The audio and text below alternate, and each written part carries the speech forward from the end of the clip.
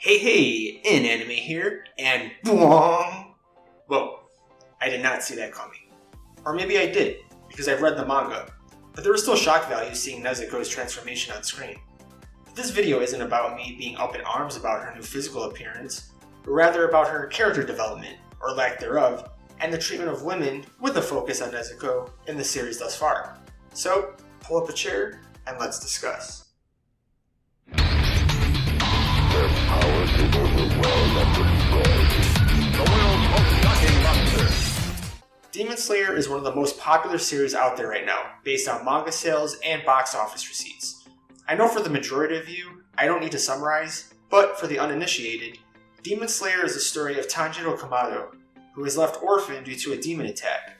And he's trying to become a demon slayer while also trying to figure out how to change his sister, Nezuko, back into a human, after she's been transformed into a demon from said attack.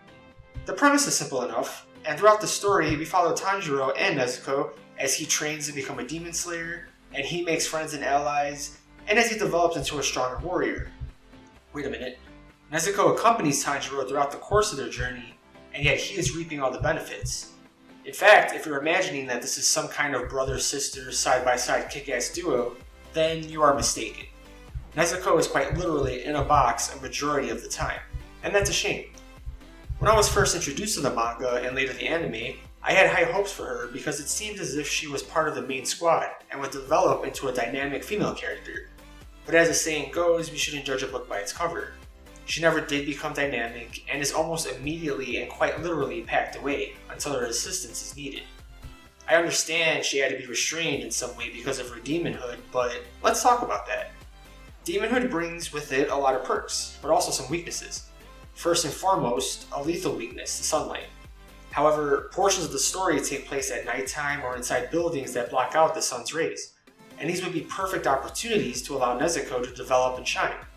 A unique element of Demon Slayer is that the majority of the demons we see, both minor and major in importance, have tragic backstories.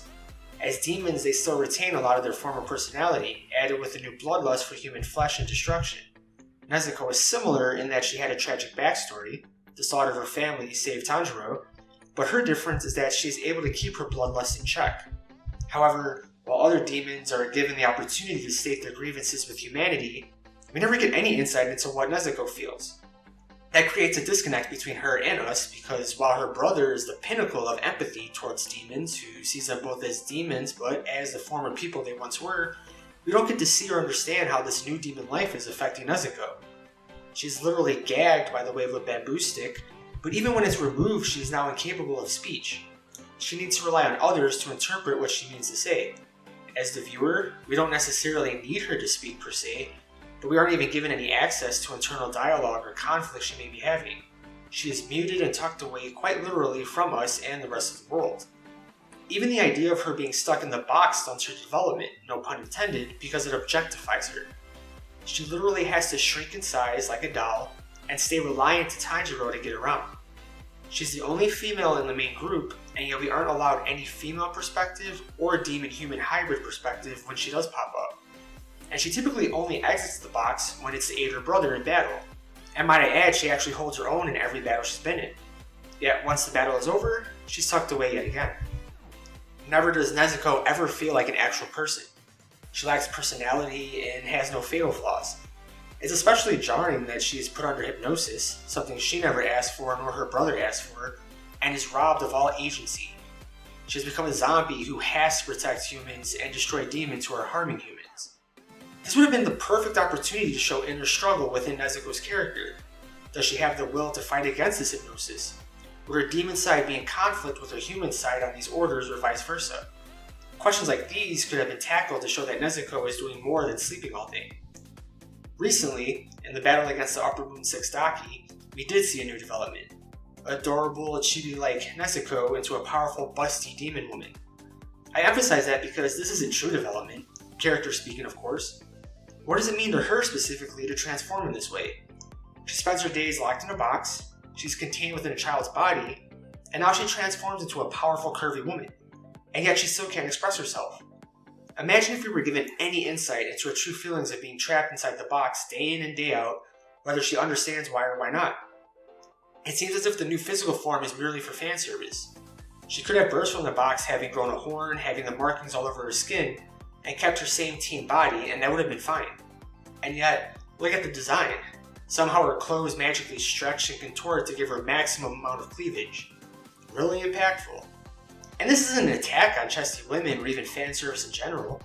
Obviously tensions wise show a lot of cleavage, but they're grown women.